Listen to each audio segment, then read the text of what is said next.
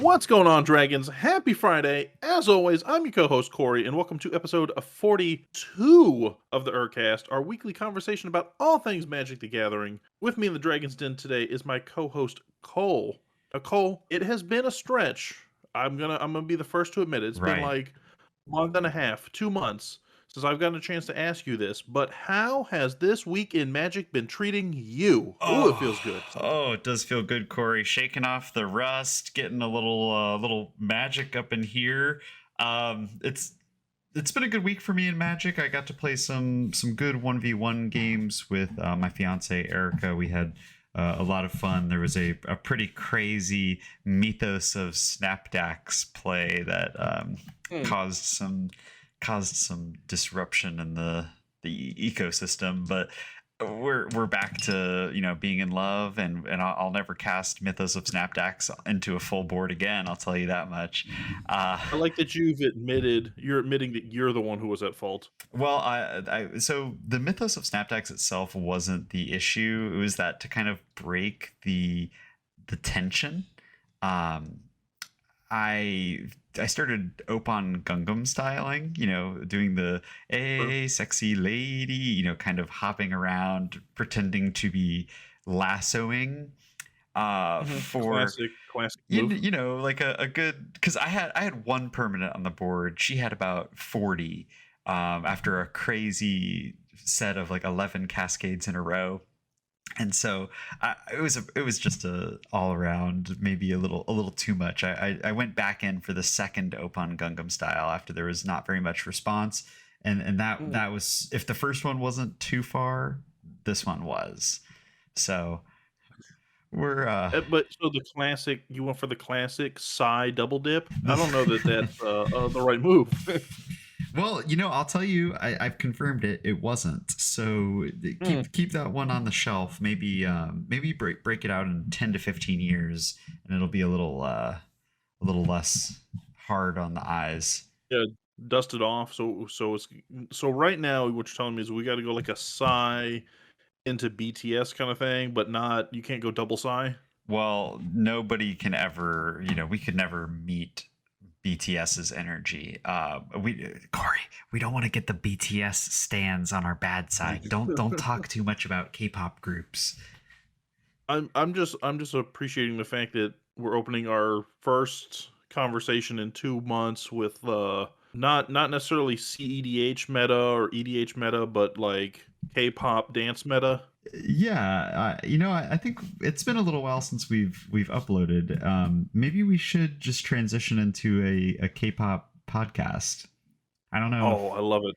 if ErCast has any sort of K-pop relevance, but we can The make it problem work. is what I've learned from watching most K-pop groups, and I'm no expert on this, but I think we need about 7 other members. Okay. One has to be like the funny one has to be like the dancer, the rapper.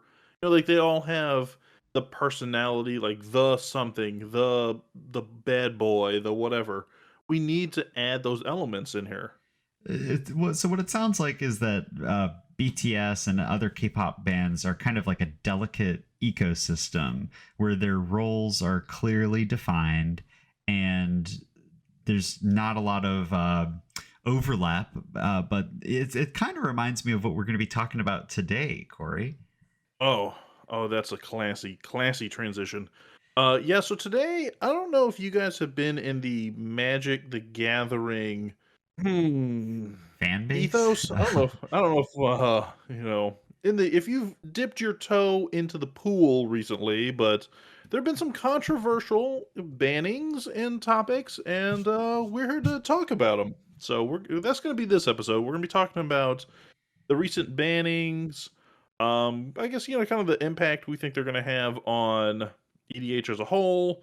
the Kind of the fallout after that, because there was some interesting fallout from this decision. that will So forever shape the future ecosystem of Commander / Elder Dragon Highlander. that is true. So I think that's going to be today's episode. So just a pre-trigger warning if you are already sensitive on the topic, because I know a lot of people are. But before we get into that, we do want to take a quick mention. So, we don't really have sponsors per se on the show. We'd love to have them. But when we do have a good cause, I think we're usually pretty high up on jumping on the bandwagon.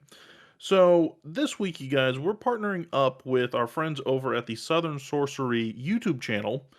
And they're helping to raise funds for a good cause, and that is Hurricane Helene disaster relief. Right. So we're going to be down in our link below if you're interested. You can click on that. It's going to link over to their Twitch channel where they're raising funds all this week, all next week on live streams and things like that to help support the United Way of Eastern Tennessee. Cole and I both live in Florida, so I think hurricane disaster relief is something we're very aware of. But unfortunately, with this most recent storm, a lot of people were caught off guard, especially in states where they're not necessarily used to receiving That much water. hurricanes or floods or that much water. So this is just our way to kind of help get a good cause out there. So go down below, give them a follow, see when they are live. They are doing some prize giveaways. They're doing some sub bonuses, I guess, stuff like that. So follow them. They're great guys in general, but definitely follow them for a good cause. Agreed. Help in, give them support in any way you can. Agreed. We're super grateful for for these guys reaching out and getting that accumulating that help, because there's if you haven't seen, if you're unaware, the damage caused by the hurricane is just insurmountable. It's unimaginable. So really any penny can help. But donate And your if you do jeweled need lotuses and mana crypts to this good cause. And if you do need some extra incentive, which some people do, we are also giving our own little donation to the prize pool. So when I was at Gen Con this past year, I did pick up some extra goodies that we were originally planning on giving away with the podcast. I have taken the liberty, and Cole, I'm sorry I didn't consult you, but I think I've got the full blessing. We're going to be giving those away as part of their prize pool. So we've got a official 50th anniversary set of D&D dice. We've got some mugs. We've got Gen Con official stamped playmats, pens, all kinds of different things. We're just giving it to them, letting them kind of utilize it for their fundraiser. Wow, those are some really cool prizes. I wish I could win some of those. So I'm gonna head straight to Southern Sorcery and start watching the streams. There you go. All right, now that the good stuff, the niceties are out of the way, let's get into this muck. So we're going on about a week now Right. that the Commanders Rules Committee has come out with their first banning since I want to say 2020, 2021 maybe.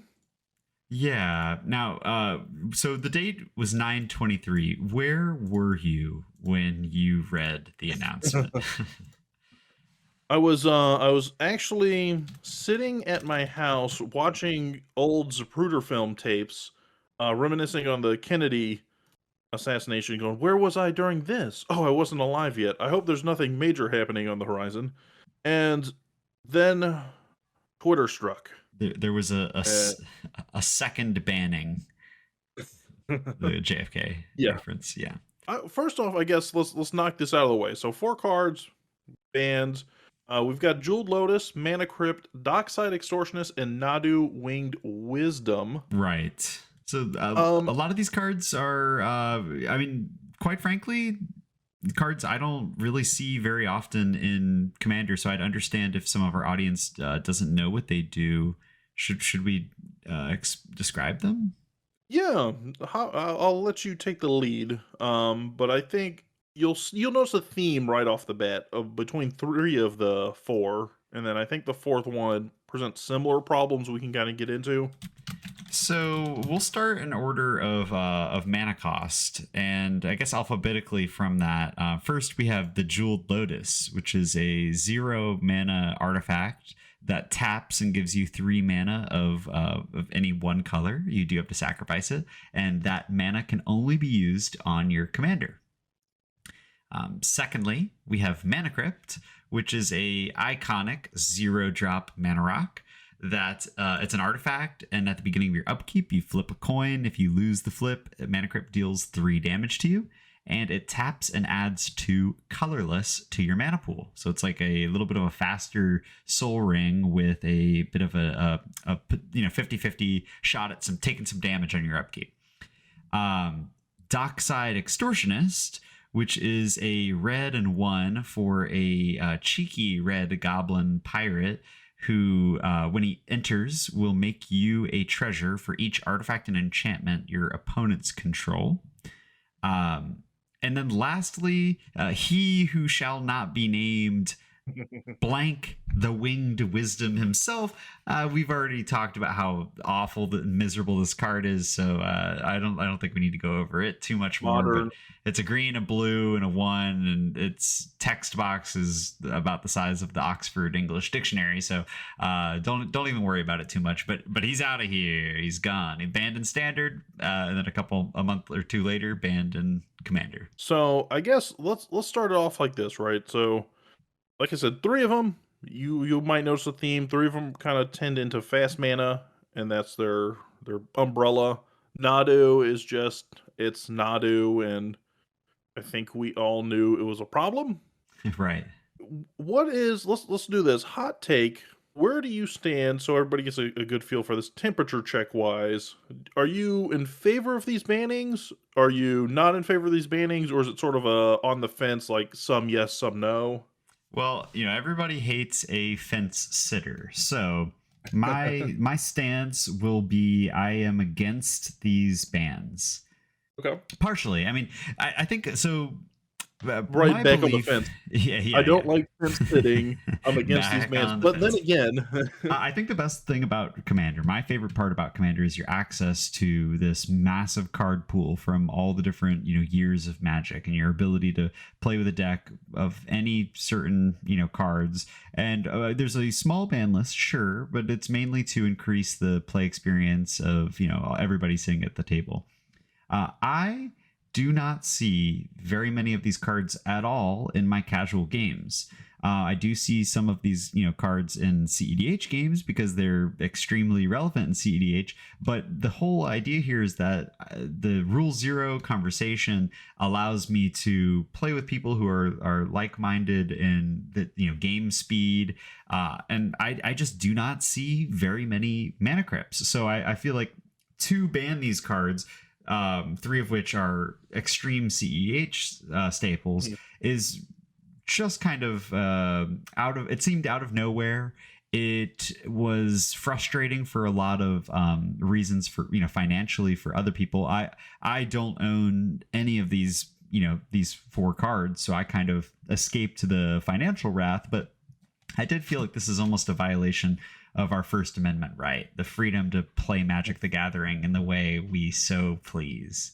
I am going to go almost in the opposite direction. I'm not going to say that I'm like super pro banning, because I am a very strong believer in the Rule Zero conversation. Like, I think that should be the preeminent ban list. Like, the Rule Zero conversation should trump the ban list. So if we all sat down and we had an episode not too long ago over the spring with Brian, where we were discussing, hey, there's like 9 banned commanders that would be legendary creatures.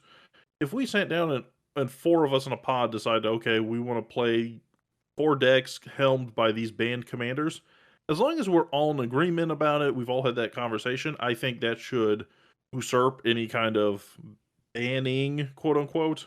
Sure. Now, where I think the banning issue comes from, right? I put this up on Twitter, and I kind of want to hear your take on it. Is, with that being said, with the stance that Rule Zero is the preeminent part of this, Right.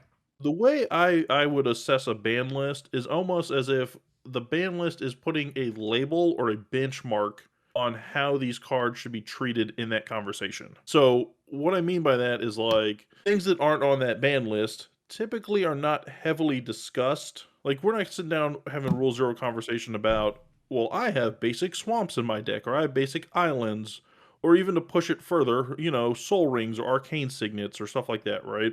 Uh-huh. But if there's a problematic card or a problematic playstyle, those are things that should be discussed. If we all agree we want to have a fast-paced game, and I start breaking out like Grand Arbiter Augustine or my stacks deck or anything like that, the conversation should go, "Hey, I don't necessarily want to play this game because here's the type of game we're all looking for." And that person should kind of, "Oh, okay, that's fine." Set that deck to the side and break out something that's a little more flavor friendly for what the table's looking for.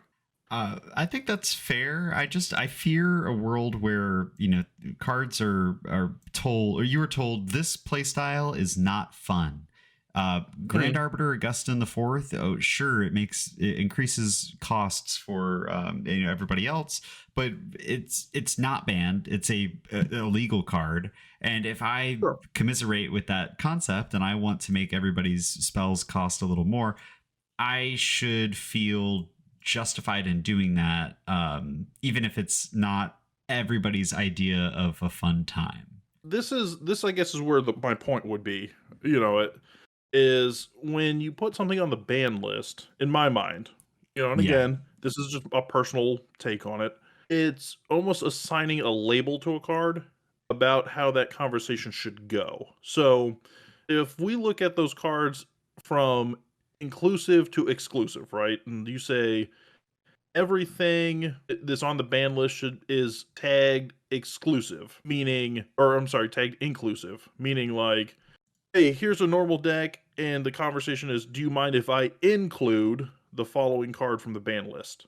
Whereas things that aren't on the ban list, the conversation is almost more like exclusive, like, hey, I'm okay playing X, Y, and Z, but I don't want to play this. Can we exclude this from the game? Right? And I don't think there's a right or wrong for playing either of those cards, whether banned or not banned. What I do think is it changes the temperature and the approach of the Rule Zero conversation, or it should. That was some cerebral way of putting it. But basically, yeah. I mean, so I think like if you're saying are the most recent bans cards that create an unfun gameplay experience, I think it's entirely relevant to like the speed of the table. And so if I have a mana crypt in my deck because I'm playing a 8 drop commander from 2011, Mhm. it's going to be much harder for me now to cast that without the Lotus or without the mana crypt. um So, yeah. so I'm not saying that they create an unfun play environment, right? Because like you brought up, Grand Arbiter in certain circumstances, it's not a illegal card. You shouldn't feel bad for playing that. And I completely agree with that. What I mean is when you go into that conversation, you would be more upset. I think, right? I think a general player would be more upset if you and I sat down on a pod and I started playing Mana Crypts and they went, "Whoa, whoa, whoa, we didn't have that conversation that you were going to run this and it's on a ban list," as opposed to I sat down, I played Grand Arbiter and they went, "Oh, whoa, whoa, whoa, we didn't exclude this." And I went, "It's not on the ban list." So what I'm saying is things on the ban list, I feel, really should be more of a temperature check when you have the pregame conversation of like, "Hey, I have X, Y, and Z in my deck. Are you okay with that?" Whereas I wouldn't have that same conversation about, "Oh, I've got Blood Artist or Sanguine Bond or any of the other 20,000 cards that aren't on the ban list." Well, okay. Yeah, I don't. I think it's harder to convince somebody. Oh, I'm playing a banned card in my deck. Is that okay Mhm. with you? Because if you're playing one card off the ban list, I should assume like, oh, if you explain that to me and the card is reasonable enough, like if it's any of the Sure. cards that were just banned, then that's worth a discussion. But also, if in this situation, if you're discussing this with like random players at your LGS, it's just maybe a lot easier to take not have banned cards in your deck. There's only so many banned cards. It's not a long list. Like you said, there's thousands of Yeah. unbanned cards. Why do you need this when you could have kind of an easier version? Like, why have mana crypt in your deck when you can have soul ring, which is effectively a very similar card? And I don't think you're going to get that same. It's similar to back in the day. I think, proxies are a lot more socially acceptable, but being like, hey, is it okay with you, I have these proxied cards, or like I own the cards but they're in a binder, but I don't want to put them in my deck because I don't want to play with them, versus like, oh, I Sure. just I've printed this deck, is that okay with you? That conversation has gotten a lot more palatable over the last couple years. I think in particular, where people's attitude towards proxies is like opened up a lot, especially after this financial devastation of, if you invested a lot into these expensive cards and then they got banned, you are kicking yourself for not proxying these cards instead. Well, and I'm glad you bring up the financial aspect, right? Because if there's anybody in this whole situation I feel the worst for in this sense, it's gotta be like your LGSs, like your mom and pop LGSs. Not talking about, some chain or something like that. Not that there's anything wrong with that with chains, but you and I know people that have LGSs, right? Locally. Right. We know people who have worked at LGSs, stuff like that. And a lot of times it's a mom and pop establishment. The guy behind the counter is the same guy that's trying to, pay his mortgage, same guy that's trying to put gas in his car. That has all the same hurdles as you and I do that have to work a day-to-day job. And for somebody to almost have like how much of their inventory wiped off the map, because in that case they had a bunch of mana crypts, they had a bunch of jeweled lotuses.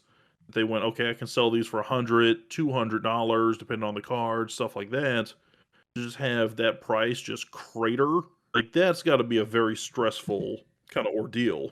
Yeah, so it's worth stating that each of these cards are around 100, in terms of Jewel Lotus and Dockside Extortionist, and then the Mana Crypt is a lot more expensive, 150 to $200, and then obviously you have your higher, printing versions that are Yeah, going to your cost chase up to a cards and thousand stuff like that. dollars or whatever.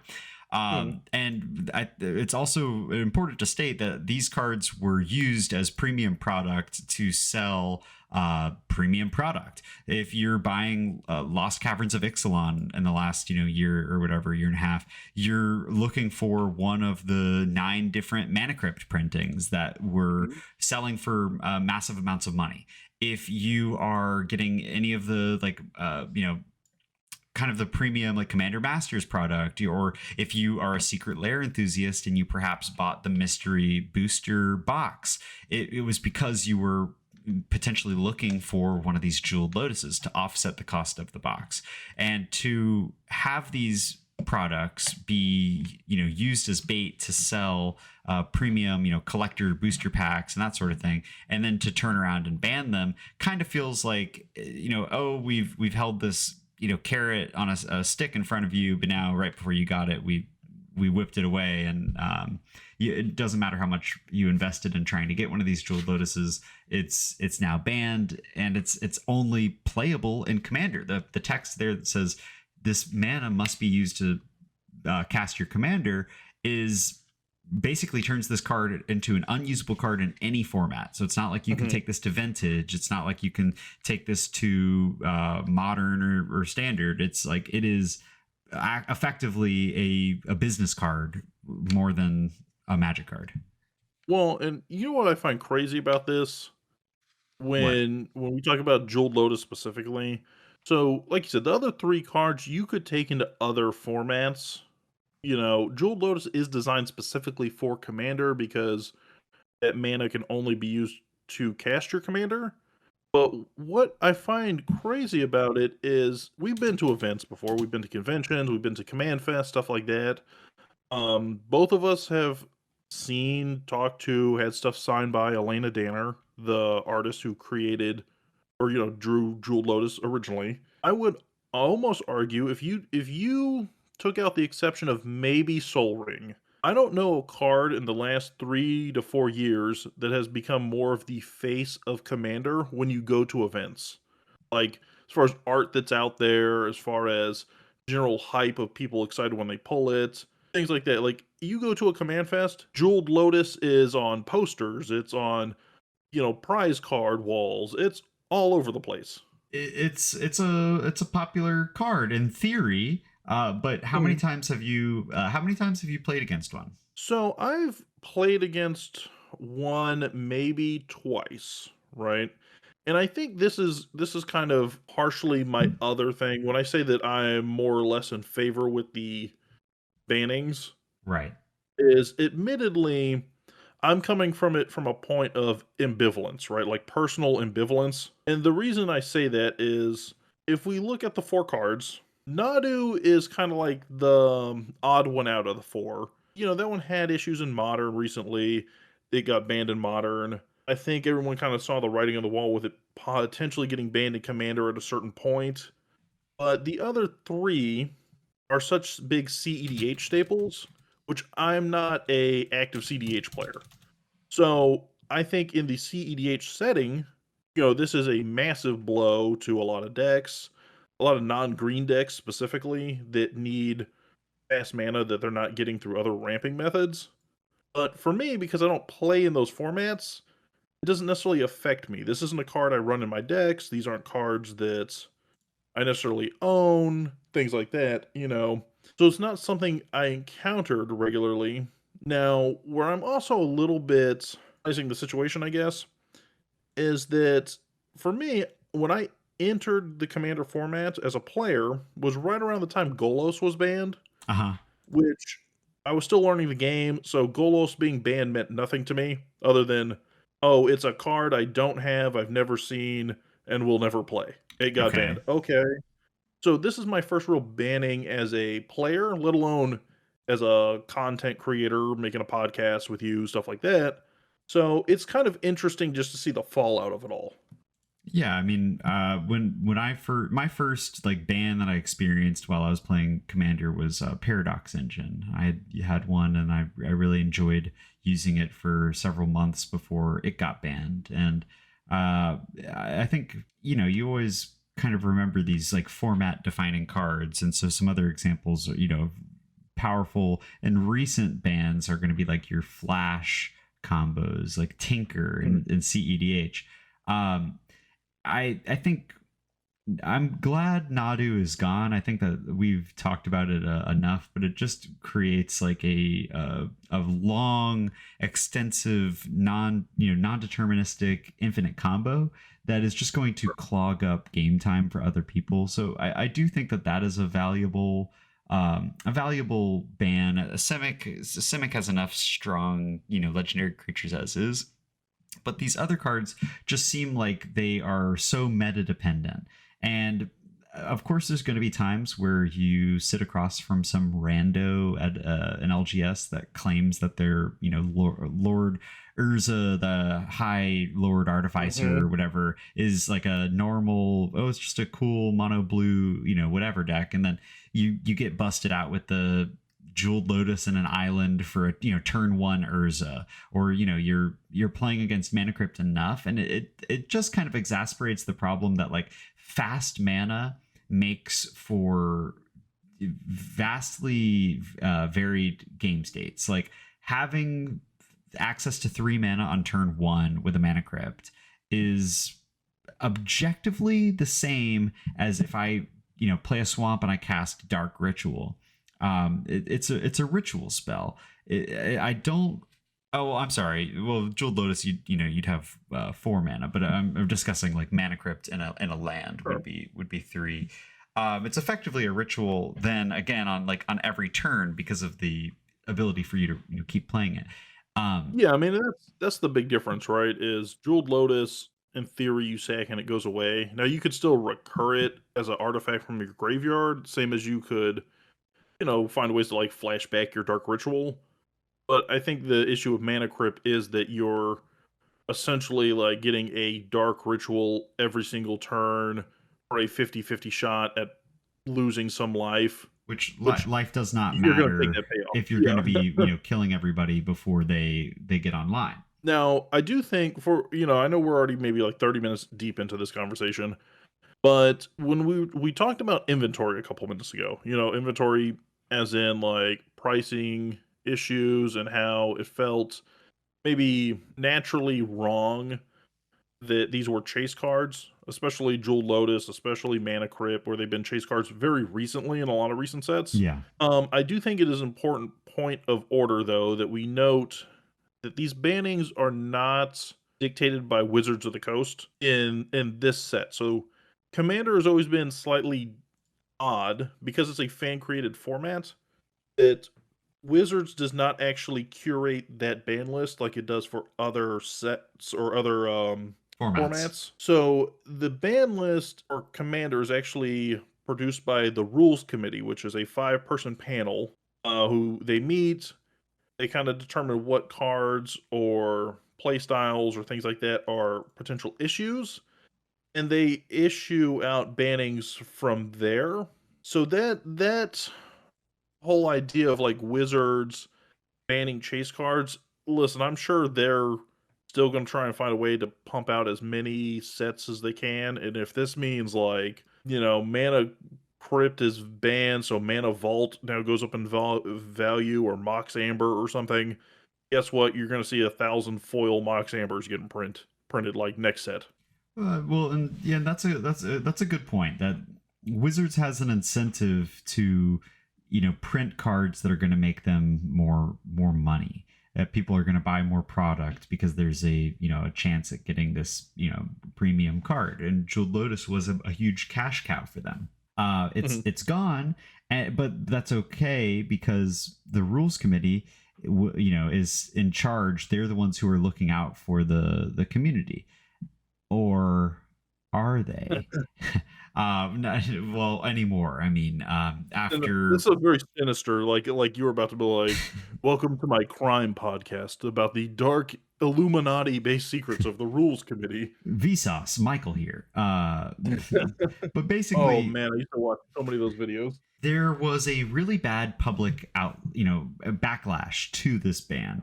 We saw people receiving death threats. It was like an opportunity for the Magic community to be mature and take this in stride, and we of course fumbled it and smashed it into the ground like a bunch of neckbeards.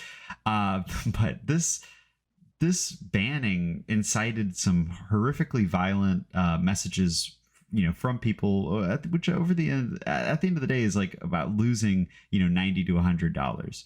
Which, if you are excited when your cards raise in value, or like, oh, I have an old card that's now, I bought for 10 cents and now it's $400, you have to expect that there's going to be times that your cards decline in value due to a reprint, or in this case, like a banning.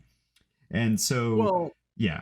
I think there's another point of this too, which I think people also need to take a step back and realize that the rules committee, not that harassment in general is condoned or acceptable, but when you look at the Commander Rules Committee specifically, they're all volunteers. It's not like you're getting mad at the person who's getting paid to deliver you the bad news. They're all volunteers who were put on the rules committee because they were promotional, or they were big in promoting the game, or big in developing the game in like the pop culture ethos, things like that. So you've got content creators, you've got writers, you've got game designers, stuff like that. They're all doing it just out of their love for the game. And it's like going to the soup kitchen and harassing the person because you're not happy with the soup that's there. Like, it's a volunteer just doing it out of the goodness of their heart, really. Yeah, no soup for you kind of scenario. Yeah, and so to lash out at these people who are volunteering their time, it was not a good look. And it's kind of caused a sort of domino effect of several people in the commander advisory group, the CAG, which has notable members such as Josh Lee Kwai of the Command Zone. Several members of the CAG started kind of dropping like flies to be like, hey, I don't agree with the bans, but also I cannot stand for a community that is this vitriolic in response to a decision that clearly took a lot of thought and contemplation. Well, and I think too, I think the CAG was put in a rough spot too. So, to backtrack even further, so the rules committee is a 5-person panel that actually dictates the bannings. the bannings, any rule advancements, stuff like that. The Commander Advisory Group, I believe, was 12 people, 10 or 12 people, that are just that. There are other content creators, there are other people in the space that, in theory, have a lot of interaction with the Magic community and are therefore putting their ear to the ground when they go to events, putting their ear to ground when, the command zone releases another thing at game nights and they're reading the comment section, but they're passing the community feedback on to the rules committee to help them formulate their ideas. And the issue for a lot of them, from my understanding, is these bannings came out on a Monday, and they typically are given some kind of heads up. Hey, brace yourself. In 2 weeks, in a month, we're going to ban Mana Crypt, or we're going to ban Golos, or whatever the case may be. My understanding here is they were actually notified like Saturday evening, like, hey, on Monday something crazy is going to be happening. And they weren't even told what the something crazy is going to be.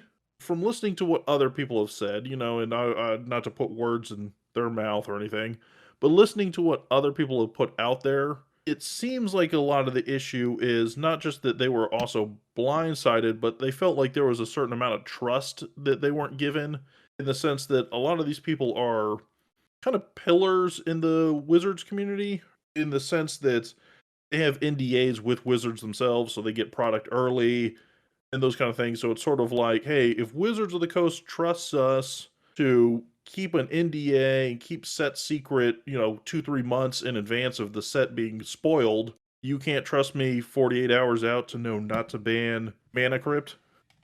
Well, and I think there's also a little bit of people started kind of contemplating if this was a everybody, we're banning Jeweled Lotus, we're banning Mana Crypt, sell all your copies of Mana Crypt and Jeweled Lotus before they drop tremendously in value.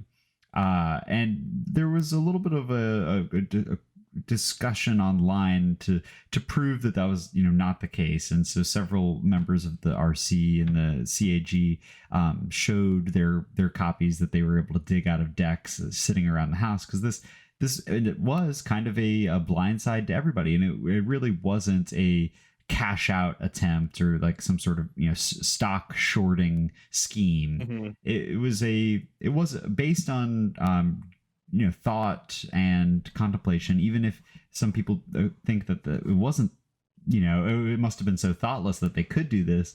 It wasn't a scheme as much as it was like a huge change in gameplay for everyone. Like, they haven't banned a card in 4 years, so this has just been I was out of left field, but also it's a bold stride.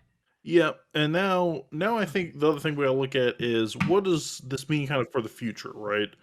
So, following this announcement, the rules committee, and to an extent even, I saw a lot of members of the Commander Advisory Group were, like you said, getting a lot of disturbing messages, online. They were getting a lot of negative comments. I saw some of them who make a living off content creation get their like videos and stuff review bombed, more or less. Sure. All kinds of like just disgusting things, which I'm sure not only is disappointing, because as someone who has said, hey, I don't like to look at the YouTube comment section, I'll take a peek every now and then. And, when you get a negative review, it does sting a little bit. So I can only imagine what it's got to be like to get, 100,000 negative reviews in 24 hours. Sure. Like, that's got to be mentally draining. And that's before some of them get into like death threat territory. That's also got to be somewhat frightening. Yeah, and the purpose of these death threats was to get everybody to undo their decision, or to make it so, if we scare these people into backing down, they'll unban these cards. And in doing that, they kind of cemented that these cards will likely never get unbanned, because it would show that being a bully and being mean to people over the internet, that it works and you get your way. So in doing, in creating this whole situation, they've also stopped themselves from ever really getting what they want, which is these 3 or so cards unbanned. Yeah, and I would say they screwed the pooch for everybody because I want to say 48, maybe 72 hours after this announcement, the rules committee came out again with another announcement. And this one being that due to the backlash, due to their fear of safety, things like that, that they're disbanding. And they got in contact with Wizards of the Coast. Wizards of the Coast is now officially taking over Commander going forward, meaning any future bannings, however they want to steer the product, if they want to add new rule functionality, all those kind of things are now in Wizards Court, which is something that has not been the case in the 20 years that Commander has been around. Yeah. You know, I don't I just this was such a blindsiding decision that I can understand people kind of feeling caught off guard. Like it's been, Mana Crypt has been playable in Commander since its conception. A very similar card in power level, Soul Ring, which is a 1 mana, gives you 2 mana. It's fast mana, and this is an old school card that might have initially been considered like for power 9 material because it's that strong. But Commander was the format where you were allowed to play these powerful cards, and it kind of brought a lot of people in back before Commander, back when Commander was EDH. It was Elder Dragon Highlander. It wasn't a Hasbro or Wizards of the Coast product. It was a fan-made format. And so to impose these rules is, at the end of the day, there's always an expectation of, if you and your playgroup are so against the bans, you can play with whatever you want. You can keep playing your decks exactly as they are with Jeweled Lotus and Mana Crypt. And at the end of the day, no one's going to stop you. No one really cares. But it's the homogenization of the game for other people to increase your chances of having a good game when you meet randos at an LGS. And so I think there was a lot of like positive intention here that got lost in translation, and people were so focused on their wallets or what are they possibly going to swap into their decks that they lost sight of what Magic is all about, and that's sense of community, being nice to your neighbor. I think that's something that's kind of lost in all this, right? Because the thing about this, like, let's exclude the bannings themselves. Like, let's not look at the gameplay of, okay, now I don't have a Mana Crypt, right? What I think really is the saddest thing about this whole thing is when you look at the people involved. The rules committee, they made this decision for what they felt was going to be a fun standpoint, right? Like, hey, we want to make the games more accessible. We want to make the games more beginner friendly. Whatever slant they wanted to look at to justify the bannings. Right. But what I think is really the sad thing is a lot of the people that are on the rules committee were on there because of Sheldon Minery, right? Who was one of the original founders of Commander, who really helped grow it into like the global phenomenon that it is. He's the one who kind of helped take it from its own back roots in Alaska, where a couple judges were playing it, into the dominant Magic format. So I can only imagine, what it's got to be like to go through the decision of, I've been placed on this committee to honor the friendliness and honor the memory of a close personal friend who invited me personally to be on this committee, right? Kind of take up the mantle of their legacy. And I've essentially been bullied into the point where I have to let that go and step away from the mantle of championing my dearest friend's legacy because some troll out there was, lost $50 or lost $100. It's worth stating for anyone who doesn't know, Sheldon Minery did pass away from cancer this last a little over a year ago. Yeah. So it's just kind of a sad moment, like you said, for the legacy of Commander. And with this dissolution, who's now making changes for the Commander ban list, who's now kind of in control, the reins got handed over to Wizards of the Coast. the very same company that is, printing these cash cow cards is now going to be directly responsible for whether or not these cards get banned, whether or not these cards are, if they're still making them money, they're not going to ban Nadu. They're not going to ban Mana Crypt or the next Nadu, because it is directly going against their main mission, which is to put cash in their pockets. Well, and that's the thing. And if you were to look at Wizard of the Coast, I don't blame any one person on the design team, right? Like, I don't look at any single one person on the design team and go, oh, that's going to be the guy that drops the ball on Commander. But as a private company, obviously they have pressures from the sales team. They've got pressures from Hasbro that owns them. Hasbro's got pressures from their shareholders, stuff like that. And Hasbro's been in a very bad financial predicament the last couple years, where Wizards, through Magic and through D&D, have actually been one of their few profitable branches. Sure. So they're definitely going to be leaning on them to continue to make a profit, where other lines of the business are failing. I will say, in defense of this move, it seems to be that in the short-term interim, that Gavin Verhey is going to be the one kind of holding the reins on Commander until the dust clears. And Gavin, he's a good guy. You're like best friends. Yeah, best friends. Yeah, I met Gavin a couple times. He invited me. I had the honor of being in the very first Mystery Booster 2 draft ever, thanks to him. Great guy, very friendly, very personable. And I will say he is also a big believer in kind of the same principles of community and stuff behind Commander. So if there is one person to kind of hold the reins, that at least is the good or the best person, I think, in this scenario to do so. Yeah. The problem is, at the end of the day, he's still an employee of this company. Not as a negative on him, but in a sense that at any given point, they could say, hey, Gavin, I need you on this next project. Joe Blow in the janitor's closet is going to be the guy running Commander for now.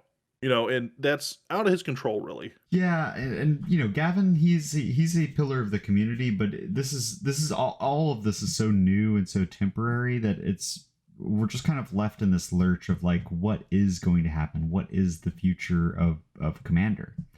And they've made a couple of announcements since this, quite frankly, hostile takeover about proposed changes to the game. And so some of this involves looking at the previous ban list and seeing if some of those cards are ready to be taken off that shelf. And I think that's the case for a lot of older cards that were banned at a time that they seemed very strong, like Coalition Victory is one that is a win condition that nowadays, compared to the stuff that they're printing, just doesn't really seem that crazy. It seems like it could be it could be playable. And it's kind of fun to think about the opportunity here of like, there are some cards that have not been able to be played in many years that now could get the chance to be sleeved up and passed across the table. But there were also a lot of like cool projects that the rules committee was working on that now we haven't heard anything about if they're going to be continued. If these people who were volunteering their time, they were the ones doing it, well, are Wizards of the Coast employees going to be able to find this time? And so the main project here is going to be like the Silver Border project, where the rules committee was analyzing all silver bordered cards from the last 20 years of Magic history, all of the unset cards, the unglued, the unbound, the silver bordered, the acorn stamped, and kind of seeing what should be playable. Like a lot of old dice cards that were invented for unsets are so playable nowadays, and they would be a massive support to kind of a small archetype of Magic being dice mechanics. And now that's off the table. We haven't heard anything about that.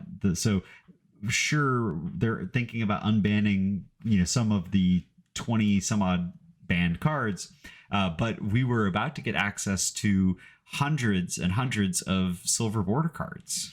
Yeah, and the unsets have always been sort of like the testing grounds for things that you see become permanent mechanics down the line. So you're right. If you look at especially some of the older sets, and you see a lot of coin flip, dice roll, things of that nature, they could very easily exist now in Commander. I've always thought the augmentation one, the Squirrel Surgeon Surgeon General, General, yeah. yeah, Surgeon like General has that, slashed out Commander. yeah, but that right there, I think is very easily playable in Commander today. I don't think, and I think honestly, you could play that deck and still probably be super underpowered at the table. Hell, now we got to make an episode. We got to take it onto our hands to determine whether which of these silver bordered cards are playable and fun and fair. We're gonna call it. We're gonna call it. It's gonna do only the Acorn cards, and it's gonna be. Do we go nuts or something like that? Working Um, title. so there, one other really big change has been kind of proposed by Wizards of the Coast, and that is for lack of a better word, it's this bracket system. Now, one of the time honored questions of Commander is like, what power level? Rule 0, like my deck's a 7. How many times have you heard that in the last year? Probably 300 billion times. It's used as a joke. Yeah, It's used as mostly a coming out of meme. my mouth. Yeah, yeah. Now, the bracket system basically reduces this like 10 stage power ranking system into 4 tiers or brackets that kind of define the game experience that you're looking for. And they're proposing to give values to a lot of cards that are considered high power, stuff like Ancient Tomb and other fast mana, and even cards like Armageddon, which is, destroy all lands. It's a little bit of land destruction, and putting these into a tier 4, with the highest tier, so that, when you sit across the table, you can say, oh, what tier deck are you playing? And based off of the synopsis of your list of cards, if you have one card that's in bracket 4, you are officially playing a bracket 4 deck. And if you want to stick within the lower brackets, there will inevitably be a list of cards that prevent you from being in those lower brackets, with one bracket 1 being like a precon level, so all cards that are printed in precons, including Soul Ring, which is fast mana. So it's just a bit of an interesting system. What are your thoughts on it, Cory? I don't like it. I'll be honest. I'm right out the gates. It's not for me. Now, they might give more information, and I might change my opinion. But knee-jerk reaction, I'm not a fan of this. There's a couple reasons. One is who and how many people are making this determination on Swords of Plowshares popped up as a 1 on Right, their the example. pinnacle of removal, one of the best removal spells in the game for single target creature removal. But who's saying that's a 1 and this other one is a 2 and this one's a 3? Is that a individual? Is that a 20-person panel? Is that a community vote? Like, there's too much ambiguity about how those numbers are determined, because I looked at the four tiers in their examples, and it was like Vampiric Tutor or Demonic Tutor, I think they showed on there, was like a Vampiric tier Tutor. 3. Yeah. Yeah, but so that's a tier 3, but Vampiric Tutor is, like let's look at a tutor, okay? A tutor is the best card in your deck. So They had it on that tier card... 4, by the way. Oh, did they? Yeah. Okay, well, I'm just saying, like, that card, okay, if I have a Vampiric Tutor and everything else is just a precon, does my deck now become a CEDH powerhouse? No, because Vampiric Tutor is the same as saying it's the best card in my deck at any given situation. So if the rest of my deck is tier 1, then is it now a tier 1 Vampiric Tutor? Well, they even talked about having cards be placed based off of their ability to be put into a deck. So with Swords to Plowshare being in a 1, they say, and I quote, you could imagine bracket 1 has cards that easily go in any deck, like Swords to Plowshares, Grave Titan, and Cultivate, where bracket 4 would have cards like Vampiric Tutor, Armageddon, and Grim Monolith. And they do say cards that make the game too much more consistent, lopsided, or fast than the average deck can engage with. But even that is kind of a nothing burger compared to their very first sentence that Vampiric Tutor goes in just as many decks as Swords to Plowshare. It's a 1 mana black instant versus a 1 mana white instant that has a reasonably powerful effect, and that maybe stronger than Swords to Plowshare because of its versatility. Here's the thing. You're usually using your Vampiric Tutor to either search for a answer, like a removal piece or something to deal with a threat, or a combo piece. So there's just as high of a chance that I'm going to use Vampiric Tutor to go search for Swords to Plowshares. Yeah, and so this has just kind of been an interesting change. They say like Ancient Tomb, a bracket 4 card. Again, it's going to be your fast mana. But if you are playing a tomb themed deck that only if without Ancient Tomb would be a 2, I can now clarify that to people at the table. And so I think a lot of this comes down to like how do you define the power of a card. And they recently did a stream where I think there was some interesting discussion around the artifact Staff of Domination, where Staff of Domination, if you don't know what it does, it's a 3 mana artifact that you can pay 1, 2, 3, 4, or 5 mana as an activated ability, and you can untap it, you can gain life, you can untap a creature, you can tap a creature, and you can draw a card. So with an infinite mana outlet, you can untap Staff of Domination, you can draw your whole deck. You can tap down all the creatures on the board. You can untap target creature, infinite times to, go off in a tapping combo like Krinko Mob Boss. And then you can gain infinite life. And it is admittedly a really strong card when it's paired or, is put into a deck that's designed to abuse it. And if you are playing Staff of Domination as a regular card that you happen to have in your collection, at the end of the day it's 8 mana, draw a card. It's only going to be as degenerate as like the other pieces that are utilizing it. So it's not really easy to give a cut and dry number or value to any of these cards because they just vastly depend on what the rest of your 99 is. Well, and I think that's going to be the issue with every single combo piece, right? Like you could say in CDH, how many games end with Thassa's Oracle and Demonic Consultation? But if I was running Thassa's Oracle because I just was like, well, I needed 35 mermaids for my mermaid theme deck. I mean, does that, if I'm not running any other combo piece, I just went, oh, it's a mermaid. It really doesn't make that Thassa's Oracle a 4 or whatever they end up, labeling it as.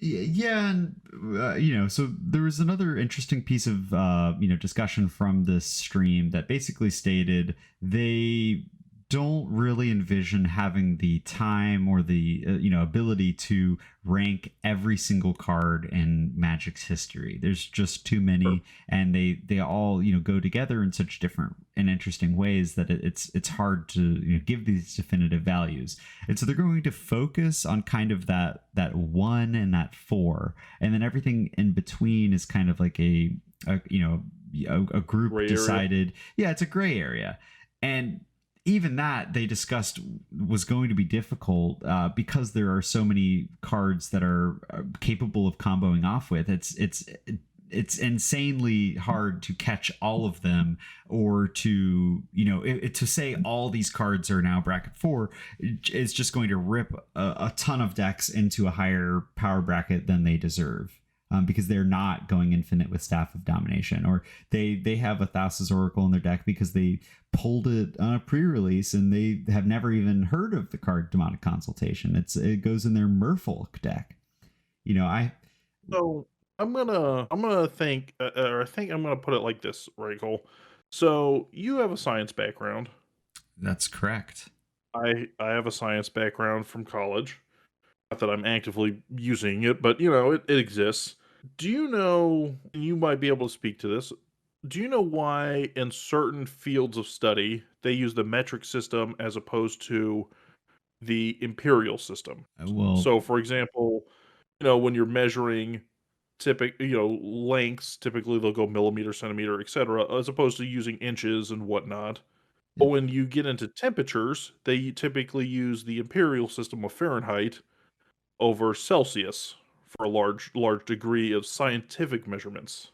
Well, and what it's going to come down to is precision, your ability to define something accurately. Right. So it comes down to precision, and the reason why Fahrenheit specifically is used over Kelvin or Celsius for the most part is because the scale from freezing to boiling on water is much wider. So you're talking 32 degrees to 256 as opposed to 0 to 100 in Celsius. So because of the width of the scale, it allows them to get more granular and speak about more precise temperatures because, and I'm not going to do the conversion right now in my head, but Why let's say not? 50 degrees. You Yeah, I can't do know. it? Curse me. Curse me. But for every 1 degree you change in Celsius, you're changing, roughly 3 degrees in Fahrenheit, which means you can split hairs better. So when you go down from a 0 to 10 or 1 to 10 power level for Dex to a 1 to 4, you're saying that all ones would essentially be the same range as 1 to 3, 1 to 2.5 on the old scale. So there's a lot of gray area. Like now, my 7 and 8s or my 6, 7 and 8s are all considered to be tier 3. Like you lose some of that gray area by lumping things into generalities, I think. Yeah, overall, and it's worth stating that this is just a proposed, method that they're thinking about taking to improve the format. Nothing's set in stone. Nothing's been done. This is all up to debate. But the fear is that this is not only going to make games harder to get started, because now instead of having a rule zero conversation that revolves around us all lying about how our decks are sevens, it's going to be, oh, can I see your deck list? If you're violating any of these, distinctions, then I'm going to accuse you of pub stomping, or I'm going to, claim that your win is not justified because you played a Mystic Remora in a otherwise mono blue Cephalids deck that was scrapped together from your binder.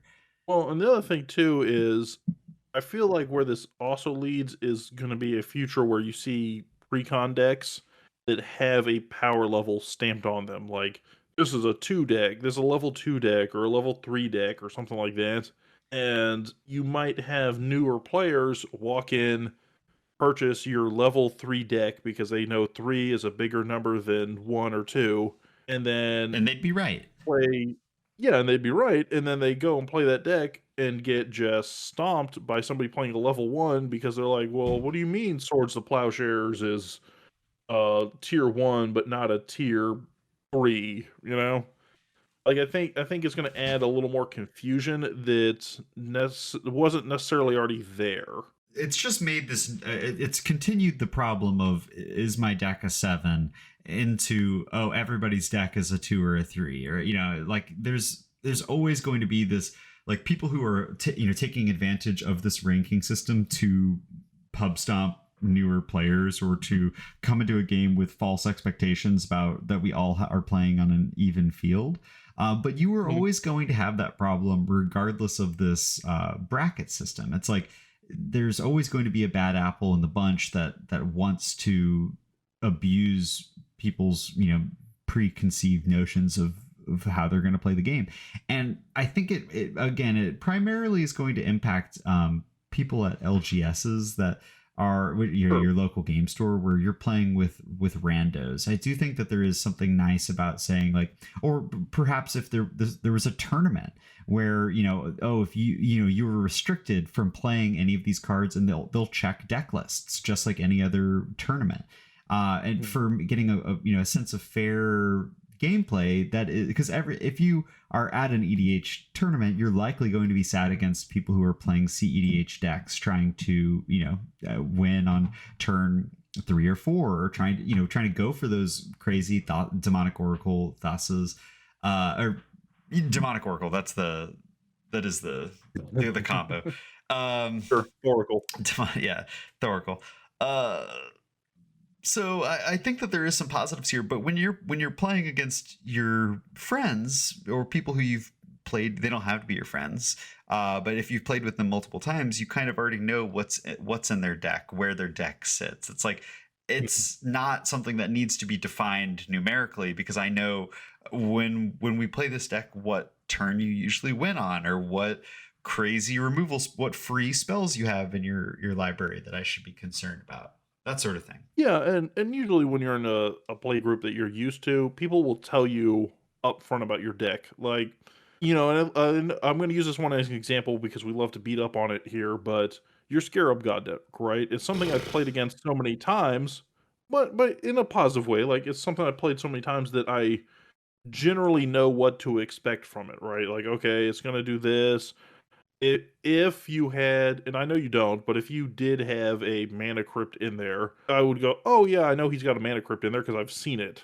On the other side of that, typically, if you were to change that deck, then because we've played it so often against each other, you would go, oh hey, I'm gonna play my Scarab God deck. I made a couple changes. I took out blah blah blah and tried to add in a couple blah blah blah. Sure. So you're usually not blindsiding a lot of people in a regular play group. So it is going to be your randos or your CEDH tournament, stuff like that. The only way I can see this tier bracketing system working, or an alternative version of it, is if you did something where you assigned all the cards a number from 1 to 4, not in their current bracket system, but if you just went a sheer power level 1 to 4, Uh-huh. and you did something like, okay, everybody add up all the total value of your deck. Oh, I've got, I don't know, 250 or something, whatever my number is after I count up all 100 cards. Right. Okay, what's yours at? Oh, mine's at 242. Okay, that's close enough. We should be roughly even power level. Yeah, because you're never going But to get then, the same exact power level. That's like a fantasy. But exactly. having kind of a range makes it Hallmark. more, Hmm. yeah, a hallmark, settings gives you the chance to do your best to get those even gameplay experiences, which is what we're all vying for in a game of Commander. Yeah, I think that would be the closest with this kind of numbering system you could do it. But even that, I don't think makes for an easy conversation because you would already have to have that number in mind. Like you don't want to sit there and go, "All right, guys, let's sit down for 30 minutes of math while we pour through Moxfield or Scryfall or wherever has this catalog of numbers, calculate it all up. You calculate out your number. Like you would have to come to the table ready with a number in mind for all of your decks. Yeah, and I'm sure deck building websites like Moxfield and Deck Stats or Architecture, they will at some point all be telling you what power level your card is. You can already put your deck into like AI systems that will determine how salty, what the salt score of your deck is, and how people are going to react to it. Well, this is just another measurement that you can choose to ignore, because it's how many times have you been told that a deck is a 7 or whatever, and then it ends up actually being way worse, or a genuine 7 rather than an 8 or a 9 or something like that, or even like a 5 or 6, somebody who thinks that their deck is strong and that they want to take it to an LGS and play against people, and they're saying, oh, it's basically CEDH, because they have no concept of what CEDH is. This Gishath deck has been tearing up my local playgroup, so I'd like to enter this CEDH tournament. This is going to kind of slap those people into, oh wow, I guess there's a massive difference between my Gishath deck and an optimized ROG Psi deck. But I don't know, you're always going to have those problems no matter which way you paint it. So I don't think that this is a permanent solution, and regardless, even if Hasbro and Wizards of the Coast, if it exploded tomorrow, like, people would still be playing Elder Dragon Highlander. You already have the game pieces. At the end of the day, you can play however you'd like. And I know that our decks are a good matchup. I don't care about what the power level is. I've seen you beat me a million. Erica, her Faldorn deck destroys the Scarab God because it's aggro. It gets on my Mm. Scarab God is more of a mid range, value like controls shell. And if I'm not able to get into that mid range point, I'm going to lose 90% of those games. So Right. power Regardless level is of only. if you have a 4 card in your deck and she's only running 1s and 2s. It really, Yeah. So sometimes the gameplay style matchup is what tilts it. I think that it's not a foolproof system, and there's definitely got to be some work done on this. But I'm interested in seeing where it goes. Whether or not it's a positive change for the format is up to be determined. But overall, I do not think that Wizards of the Coast being in control of Commander is going to be positive for the format. So Mhm. we can only go up. We can only go down from here, I guess. But I hope we only go up from here. Well, I guess we'll just have to wait and see. Obviously we can't predict what the future holds. But what we can do is I think we can wrap it up and we can get into some question of the week action and maybe close up with one definitive question answered. We opened a lot of questions in this conversation, but now I'm going to give you a question, Cole, and we're going to answer it and have closure. Let's do it. All right. Hey, this week's question of the week comes to us from Justin over on Discord. So thank you, Justin, for shooting a message on Discord. It does exist. You can message us on here. But Justin's question, he knows we all play TCG or we all play Magic. But his question is, what are some TCGs you play as a quote break from Magic? Well, okay. I gotta shell out. This isn't necessarily a TCG, but it is a card You're game. the So does that not apply to the question? You think I should skip it? But I don't. It's a card game that I really like, but it's not a trading card game. You're not really Okay. buying or trading It's a these cards. PCG, not a TCG. It's available on the PC. It's available on mobile. It's called Slay the Spire. I don't know if you've heard of Okay. that. I've Uh, heard, I've never played, but I've heard nothing but great things. it's a roguelike kind of dungeon crawler, but you play with it's a deck building game, and so there are 4 different character classes that all have like a special ability, and you're given very simple cards. Like a card might say deal 6 damage, and you just click and drag it to your opponents as you proceed through this dungeon procedurally generated, and you build up a pool of cards that are much better. You're able to remove some of your old weak cards, like one that costs 1 energy and does 6 damage. You might remove that in place of a card that does 10 damage and draws and discards a card instead. And the Mhm. the game is deceptively simple, but it has 20 different ascension levels. So each time you beat the game, it allows you to play it with an added restriction. Like in the beginning, it's like, oh well, now your enemies are a little bit stronger. They deal a little bit more damage to you. And then at a certain point, it's like, oh, you can only hold 2 potions, whereas you used to have 5. And so it's just increasing these restrictions on you to make the game harder and harder. And it is a very satisfying mobile game, especially if you're trapped on the bog with a really hard BM coming out. This is a great way to waste time on mobile. I do really like it. It's very challenging but rewarding, and I feel like it makes you a better deck builder because you have to learn to do a lot with a little. What's funny is where I've actually heard the most praise from this for Slay the Spire is from other Magic the Gathering content creators, where Interesting. have been sort of their like, hey, when I want to take a step back from Magic and still play something that's strategic, but kind of also can like turn my brain off a little bit because you're not in this like social media void of when you're doing Magic, everybody wants to see Magic content. Right. They're like, all right, I don't have. There's no expectation here. I can just play a game that nobody's expecting me to just be amazing at because I must be some pro Magic player because I make a Magic YouTube video or anything like that. Yeah, because So, if you yeah. think that, gotta tell you, we're Spoiler not alert. all, we're not gods. We get rusty too. So.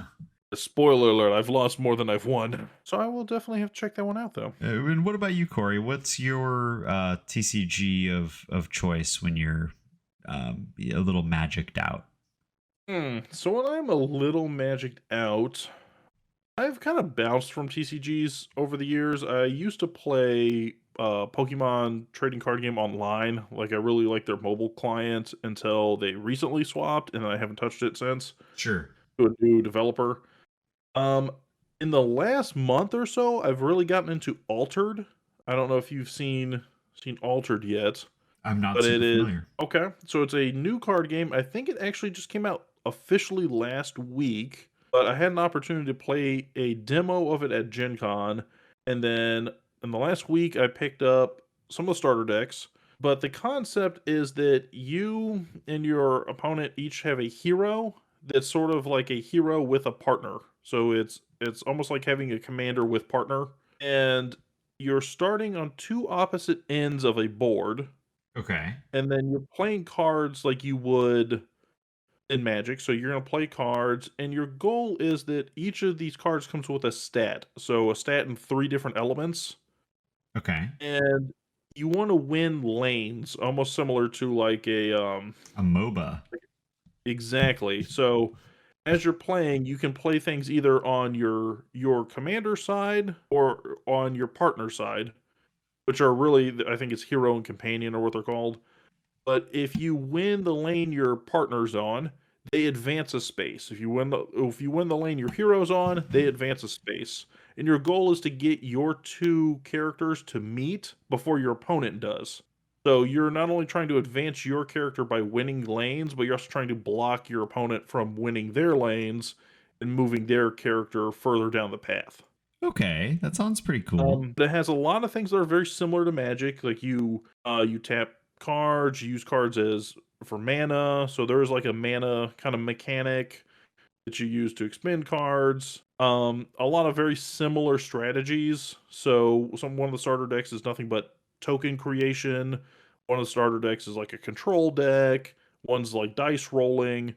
So there are very similar mechanics. Beautiful art though. Like everything is very vibrant. It's kind of almost like not necessarily watercolor, but it's got like that cerebral kind of pop like you would expect from a Pokemon or a Digimon kind of TCG. Yeah, I have the game pulled up here. Their website has seems all of the available cards for viewing. So yeah, this art looks really cool. It's very Now, colorful. the other thing that I think is really cool, I don't know why I'm gushing on this all of a sudden, but shows you how much fun I've had in the last month with Uh it. huh. The other thing that is really cool about this is all the cards actually have a QR code on them. Okay. So you can scan the cards and save them digitally onto their app.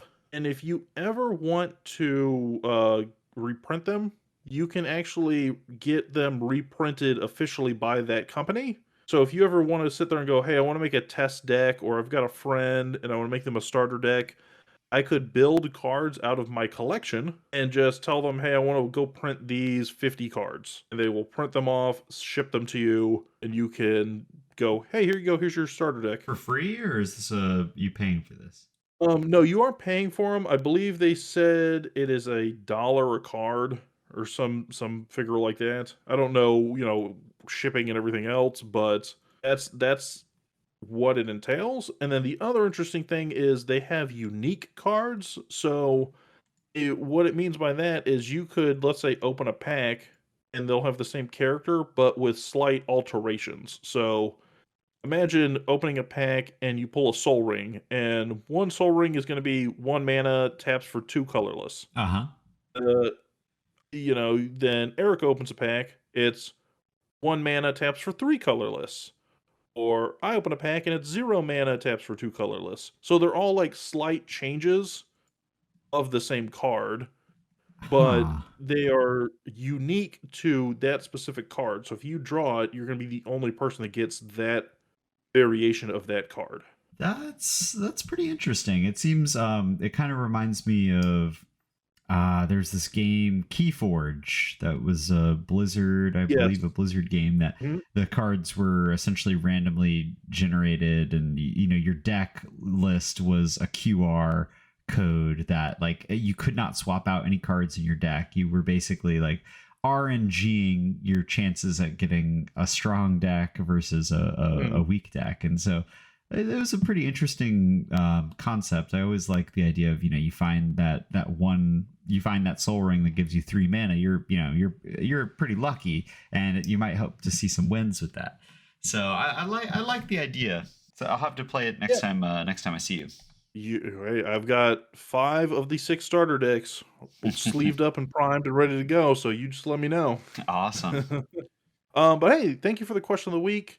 Hopefully that closes a question this week. Cole, what do we got for a card of the week? So card of the week, I already mentioned it earlier. It's going to be the first card that I really recall buying a copy of and then it getting banned out from under me. Paradox Engine. It's 5 mana for a legendary artifact. It says whenever you cast a spell, untap all non-land permanents you control.